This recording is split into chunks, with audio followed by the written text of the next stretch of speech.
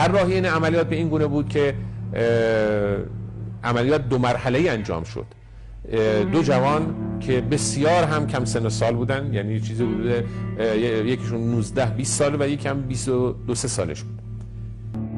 حدوداً ساعت 9:20 صبح اینها با این اتومبیل خودشون رو به نزدیکی سفارت جمهوری اسلامی ایران در بیروت میرسونن. در اون زمان هم سفارت در واقع اقدامات امنیتیش خیلی عادی بود. اینها ابتدا یک دوری در کنار سفارت میزنن با اتومبیل و بعد که بررسی‌هاشون کردن، این فرد یک جلیقه بمبگذاری شده رو در به تن کرده بود که حدوداً 20-25 کیلو مواد منفجره رو در این جلیقه و این کاپشن جاسازی کرده بودن. این فرد میاد به صورت عادی از پیاده‌روی کنار سفارت خودش رو به درب اصلی سفارت میرسونه و به صورت ناگهانی به طرف در سفارت رفت و اونجا انفجار رو انجام داد که این انفجار باعث شد که درب اصلی سفارت از بین بره.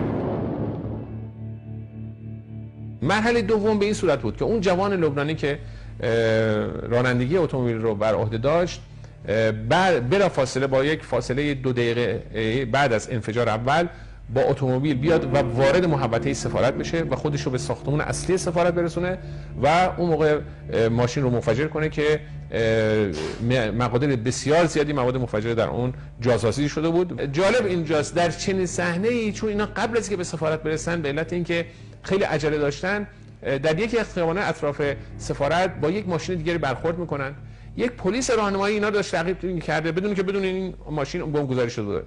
در همین اوضاع احوال پلیس راهنمایی میرسه به این اتومبیل و در باز میکنه که راننده رو برای این تخلف رانندگی به پایین بکشونه که تا در باز میکنه اون فرد هم متاسفانه شاسی انفجاری رو میزنه و اتومبیل منفجر شد که اون جنایت بزرگ اتفاق افتاد.